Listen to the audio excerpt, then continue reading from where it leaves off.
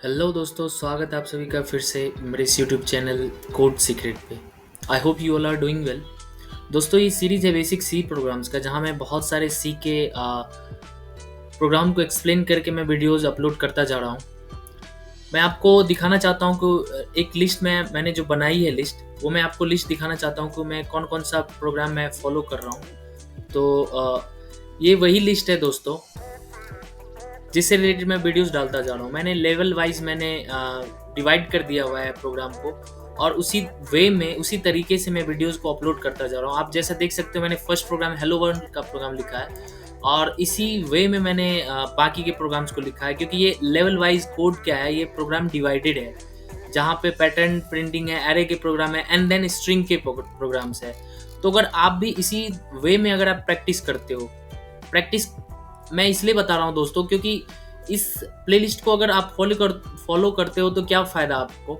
एक तो प्रैक्टिस हो जाएगी, और आप हर एक प्रोग्राम को जब आप करोगे मेरे वीडियो को देखने के बाद, तो अलग अलग कंसेप्ट आपको मिलने वाले हैं, अंडरस्टैंडिंग आपकी बढ़ेगी। क्योंकि मैं हर एक प्रोग्राम को जब एक्सप्लेन करता हूँ तो ड्राई रन करता हूँ। ड्राई रन एक बहुत ही सही स्ट्रैटेजी है, और इससे आपको बहुत कुछ सीखने को मिलता है। तो दोस्तों, बेसिकली आज के इस वीडियो में हम देखने वाले हैं कि फिबोनाची सीरीज कैसे अपन प्रिंट करते हैं। इस प्रोग्राम को आज अपन सी लैंग्वेज की हेल्प से करने वाले हैं। तो सबसे पहले मैं आपको कंसेप्ट समझा देता हूं कि फिबोनाची सीरीज क्या है ना। तो लेट्स सपोज यूजर ने अपने पास एक वैल्यू एंटर किया है, लेट्स सपोज 5, है ना।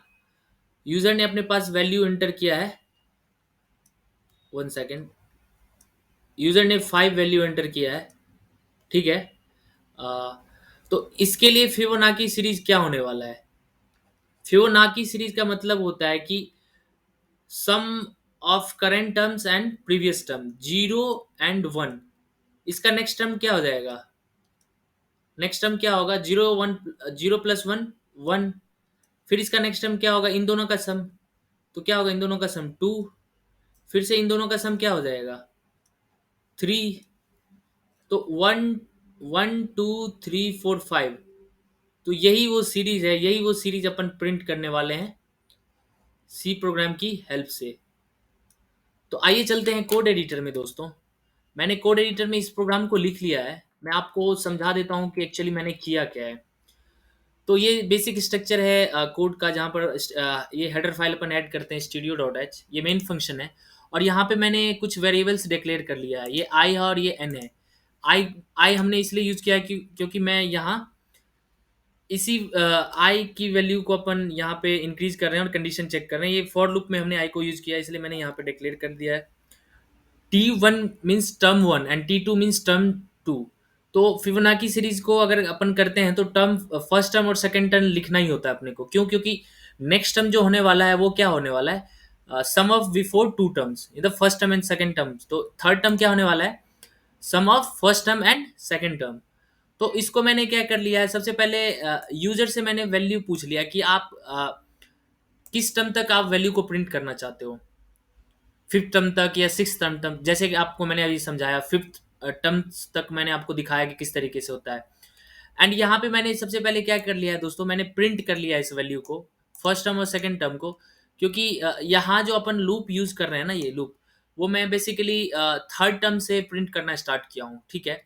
तो इस कोड को मैं कॉपी कर लेता हूँ दोस्तों, एंड चलते हैं फिर से वाइट बोर्ड में, और फिर समझते हैं कि एक्चुअली बैकग्राउंड में हो क्या रहा है ना।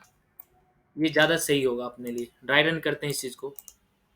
तो मैंने कोड को पेस्ट कर लिया है, इसको मैं एक्सपेंड कर लेता हूँ, एंड या परफेक्ट। इसको मैं और इंक्रीज कर लेता हूँ इसकी साइज को। तो कंपाइलर स्टार्ट करते हैं, कंपाइलिंग स्टार्ट करते हैं यहाँ पे। ये इस लाइन में तो आपको कोई दिक्कत नहीं होगी, मैं श्योर हूँ इस बात से। इस लाइन में क्या होगा, 0 और 1 का सम। तो T3 में वैल्यू क्या आ जाएगी, यहाँ पे मैं लिख देता हूँ दोस्तों। यहाँ पे मैं एक टेबल क्रिएट करता हूँ, टेबल से आपकी अंडरस्टैंडिंग और क्लियर होगी। T1 T2 and T3, and I की भी एक वैल्यू ले लेते हैं, क्योंकि आई की भी वैल्यू अपन इटरेट कर रहे होंगे ना, ये टेबल है। तो T1 में वैल्यू भाई क्या चल रही थी, 0। T2 में वैल्यू 1। T3 की करंट वैल्यू क्या हो गई, 1, क्योंकि 0 + 1 को अगर ऐड करते हैं वही T3 है ना, यहाँ पर अगर आप देख पा रहे हो T3 मीन्स क्या है कि zero first term and second term, ठीक है। तो यहाँ पे ये हो गया।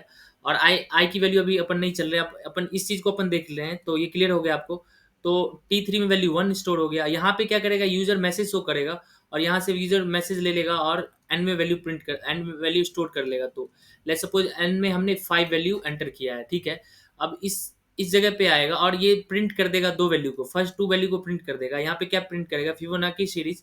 और अभी के लिए क्या प्रिंट करने वाला है, 0 एंड 1 ऐसे प्रिंट करेगा, 0 एंड 1, ठीक है। अब यहाँ से यहाँ पे आ जाएगा, थर्ड टर्म को प्रिंट करने के लिए यहाँ पे आएगा। तो आई की वैल्यू 3 यहाँ पे लिख लेते हैं। आई की वैल्यू, करंट वैल्यू क्या है, 3। क्या 3 3 < n है, n की वैल्यू क्या है, 5 है। क्या 3 < n = 5 है, इस कंडीशन के लिए चेक करते हैं। हाँ जी, ये कंडीशन ट्रू है, 3 < है 5 से, ठीक है। तो इधर इनर लूप में अपन चले जाएंगे और यहाँ पे प्रिंट कर देंगे T3। तो यहाँ पे अपन लिख लेते हैं प्रिंट, है ना। तो प्रिंट लिखने से आपको और थोड़ी सी क्लैरिटी हो जाएगी। तो यहाँ पे हमने क्या प्रिंट किया था, यहाँ पे लिखा था हमने फिबोनाची सीरीज। और यहाँ पे हमने 0 एंड 1 हमने प्रिंट कर लिया। अभी अभी जो हमने प्रिंट किया वो T3 प्रिंट किया। तो T3 में वैल्यू क्या है, 1। तो यहाँ पे हमने फिर से 1 प्रिंट कर दिया। अब नेक्स्ट स्टेप में बढ़ते हैं और यहाँ पे इस लाइन के पास चलते हैं। इस लाइन में क्या है, फिर से T1 = T2 हो गया। तो अभी T1 में जो वैल्यू है वो क्या हो गया, T2 की वैल्यू हो जाएगी। तो यहाँ पे 1 हो गया। और T2 में जो वैल्यू है वो T3 की वैल्यू आ जाएगी। तो ये वैल्यू यहाँ पे आ जाने वाली है ना। T2 में वैल्यू, तो T2 में वैल्यू 1 ही है ना, ठीक है। और T3 में क्या वैल्यू आने वाला है, T1 + T2। तो 1 और 1 को जो ऐड करेंगे, क्योंकि ये T1 और T2, तो इस T3 की वैल्यू क्या आने वाली है, 1 + 1 यानी 2। चलिए, ये अंडरस्टैंडिंग आपको क्लियर हो गई है। अब फिर से प्लस प्लस पर आई कर देगा, ये वैल्यू इंक्रीज हो चुकी है ना दोस्तों। तो अब जब वैल्यू इंक्रीज हो गई है तो फिर से अपन इसी वे में इटरेट करेंगे इस चीज़ को। और यहाँ पे अपन चेक लगाएंगे, फिर से कंडीशन चेक करेंगे। और कंडीशन चेक क्या क्या होने वाला है, I < n। आई में करंट वैल्यू क्या चल रही है, 4 हो गई है, क्योंकि अपन इंक्रीज कर दिया। तो क्या 4 < n = 5 है, हाँ जी है, 4 5 से छोटा है। तो इसलिए अपन फिर से प्रिंट में ये ऐड कर देंगे T3 की वैल्यू, करंट वैल्यू क्या चल रही है, 2। तो यहाँ पे प्रिंट में अपन 2 भी ऐड कर देंगे, मतलब प्रिंट हो जाएगा। अब नेक्स्ट स्टेटमेंट में चलेंगे, T1 की वैल्यू क्या हो जाएगी, T2। तो फिर से चलते हैं, T1 ये है और T1 की वैल्यू क्या आ जाएगी, T2 में जो करंट वैल्यू चल रही है। तो फिर से यहाँ पे वैल्यू आ जाएगी 1, क्योंकि 1 में जो T2 में जो वैल्यू है 1, तो इसलिए T1 की वैल्यू हो जाएगी। और T2 में क्या वैल्यू होगी दोस्तों, T3 में जो वैल्यू है, तो T3 में वैल्यू क्या है, 2। तो ये वैल्यू यहाँ पर अपन लिख देंगे, तो यहाँ पे 2 हो जाने वाला है। और T3 में बेसिकली क्या होगा, इन दोनों का सम, यानी T1 और T2 का सम। तो 1 + 2 क्या होने वाला है, 3। और ये हमने एग्जीक्यूट कर दिया और यहाँ पे प्लस प्लस भी हो रहा है, तो इसकी वैल्यू को अपन इंक्रीज कर देते हैं, 5 लिख देते हैं। तो इटरेट हो गया हमारा लूप। अब फिर से नेक्स्ट इटरेशन में चलते हैं दोस्तों, और नेक्स्ट इटरेशन में इस चीज़ को समझते हैं कि क्या होने वाला है ना। तो नेक्स्ट इटरेशन में क्या होने वाला है, फिर से I < n के लिए चेक करेगा। आई में करंट वैल्यू क्या है, 5। तो क्या 5 < n = 5 है, 5 < तो नहीं है, लेकिन =5 है। तो इसलिए कंडीशन ट्रू हो गई है ना। तो फिर से चलेंगे, इस यहाँ पे अपन फिर से प्रिंट करेंगे T3 में करंट वैल्यू क्या थी, 3। तो यहाँ पे 3 भी प्रिंट कर देंगे। और फिर T1 में क्या वैल्यू आ जाएगी, T2 की वैल्यू आ जाएगी। तो T2 की वैल्यू है 2, तो 2 यहाँ पे आ जाएगी। और T3 में वैल्यू क्या है, T2 में वैल्यू क्या आएगी, T3 की वैल्यू। तो T3 में वैल्यू क्या है, 3। तो यहाँ पे हम 3 प्रिंट कर देंगे। और T3 में क्या वैल्यू आएगी, T1 + T2। तो फिर से 2 + 3, यहाँ पे क्या होने वाला है, 5। और इसकी वैल्यू को फिर से इंक्रीज कर देंगे, तो ये 6 हो जाएगा। और फिर से चलते हैं फोर लूप पे और फिर से चेक करते हैं कंडीशन ट्रू है या फॉल्स। तो जैसे ही वैल्यू है, आई की वैल्यू 6 हो गई, तो फिर से यहाँ पे ये कंडीशन अपन चेक करेंगे, क्या I < n क्या 6 < है, जी नहीं, कंडीशन फॉल्स हो गई। 6 ना ही छोटा है 5 से और ना बराबर है, तो ये कंडीशन फॉल्स हो गई। जैसे कंडीशन ये फॉल्स हो गई, तो ये जो हमारे पास स्टेटमेंट है इसको अपन एग्जीक्यूट नहीं करेंगे, फॉर लूप से बाहर आ जाएंगे। और हमारा जो लास्ट की जो वैल्यू है ये अपने को कंसोल में दिख जाएगा। तो आइए मैं इसको रन करके दिखा देता हूँ, सेम वैल्यू अपने को मिलने वाला है। यहाँ पे मैं क्या करता हूँ दोस्तों, एक्चुअली यहाँ पे मैं थोड़ा सा ऐड कर देता हूँ /t, ताकि वैल्यू और डिस्टेंस में दिख जाए आपको, है ना, क्लियरली वैल्यू दिख जाए। तो इसको मैं रन कर देता हूँ और रन करके दिखाता हूँ। कोड आप स्टार्टिंग से आपने देख ही लिया होगा किस तरीके से मैंने कोड लिखा है ना?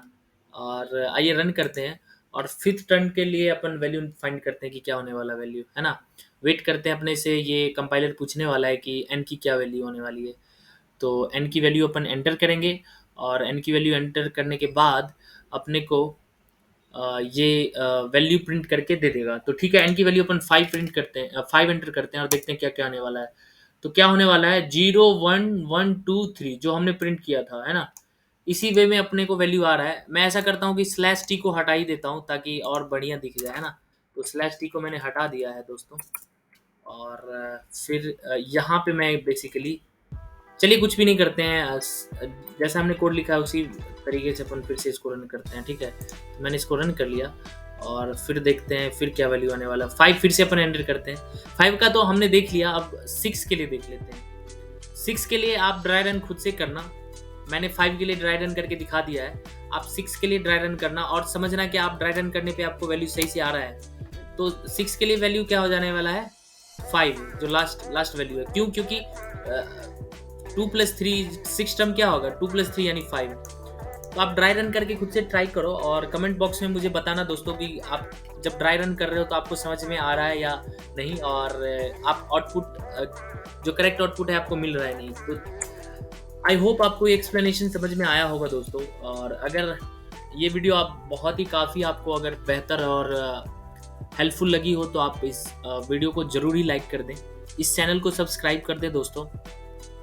और इस प्लेलिस्ट का लिंक मैं डिस्क्रिप्शन बॉक्स में डाल दूंगा, जहां से आप चेकआउट कर लेना और सेव कर लेना, क्योंकि वहां मैंने ऐसी वीडियोस बहुत डाल रखी है जिससे आपकी बहुत ही हेल्प होने वाली है। अगर आप इसी वे में अगर आप ड्राई रन कर करके आप देख रहे हो कि किस तरीके से मैं कोड को फॉलो कर रहा हूँ, लॉजिक लिख रहा हूँ, तो ऑब्वियसली आपका जो है लॉजिक डेवलप होने वाला है और आप खुद से कोड लिख पाओगे। मेरा मोटिव यही होने वाला है कि आप खुद से कैसे स्टार्ट करोगे, खुद से किस तरीके से लिख पाओगे। तो मैंने जो एक्सप्लेनेशन दिया है इस वे में अगर आपने फोकस्ड होकर के अगर आपने वीडियो को देखा है तो श्योरली इस चीज़ को आप सीख रहे होगे। तो thank you so much guys, see you next time.